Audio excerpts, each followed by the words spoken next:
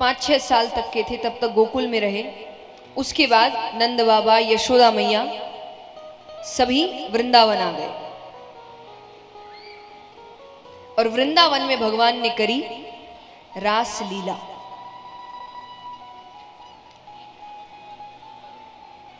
अच्छा आइए, सामने जो है थोड़ा आवाज कम करें, जो कार्यकर्ता है वो भी।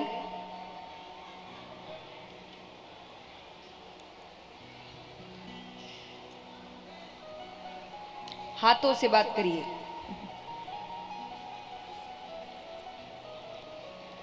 अब भगवान ने वृंदावन रास लीला, क्योंकि भगवान की गोवर्धन लीला अत्यंत रहस्यमयी लीला है। इस लीला के बाद मैं ये नहीं कहूंगी कि सबको ये समझ आ गया कि कृष्ण कौन है, नहीं, वो तो भगवान ने अंत तक कोशिश करी कि लोगों को पता ना चले कि कृष्ण ही भगवान है। तो ये नहीं कहूंगी कि ये समझ आ गया कि वो भगवान है, पर ये समझ आ गया कि वो साधारण तो नहीं है, कुछ तो अलग है उसमें।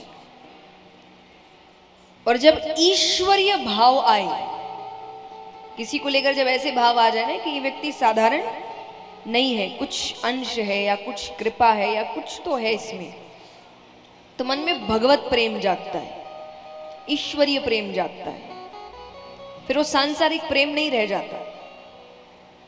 तो जब भगवान को लेकर उनके मन में ईश्वरीय प्रेम आया, तब जाकर भगवान ने रास लीला करी, उससे पहले नहीं करी।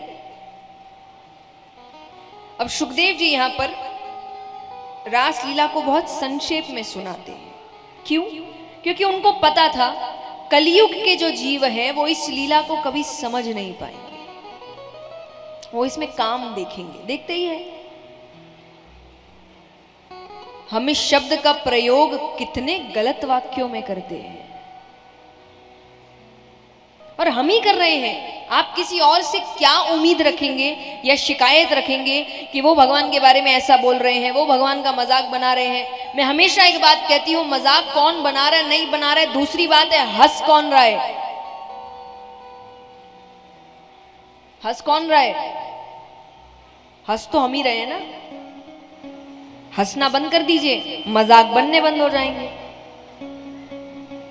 एक दुकानदार अपनी दुकान में सामान तभी तक रखेगा जब तक वो बिकेगा। जिस दिन वो बिकना बंद हो जाएगा वो रखना बंद कर देगा। बिक रहा है अभी, आप सुन रहे हैं, आप हंस रहे हैं। और मैं हमेशा कहती हूं कि मनुष्य इतना तो नहीं गिर सकता कि अगर कोई ये भी कहे कि मजाक ही तो है, मजाक को लेना नहीं आता, तो आप इतना गिर गए हैं कि जब तकलीफ आती है तो इसी भगवान के पास मांगने जाते हो कि मेरी तकलीफ दूर कर दो, मेरी स्थिति ठीक कर दो, मेरे दिन अच्छे कर दो, मेरी सहायता कर दो, मुझ पे कृपा कर दो। और जब दिन सही चल रहे होते हैं तो इसी का मजाक बनाते हो। इतना गिर गए हम,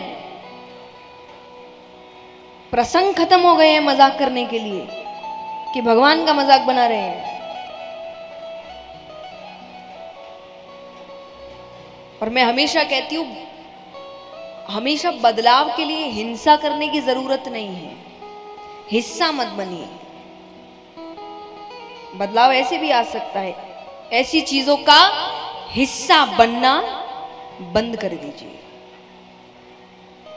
अगर आज आपके सामने कोई कुछ ऐसा कह भी रहा है जो भगवान को नीचा दिख रहा है या भगवान का मजाक है, आपको बस ये करना है कि हंसना नहीं है कि ये मजाक नहीं था, मुझे हंसी नहीं आई, बस इतना। इसमें हिंसा हुई, नकारात्मकता फैली, नफरत हुई, लेकिन बदलाव भी आ गया। और याद रखना,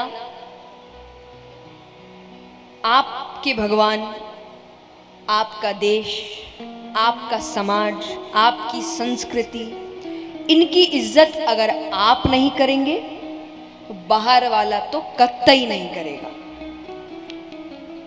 कि जिनका है जब उनको नहीं पड़ी तो हमको क्यों पड़ी, हमारे तो है भी नहीं। जब इज्जत आप ही नहीं कर रहे तो आप किसी और से क्या उम्मीद रख रहे हैं कि वो इज्जत करेगा। तो पहले आप इज्जत करना सीखिए।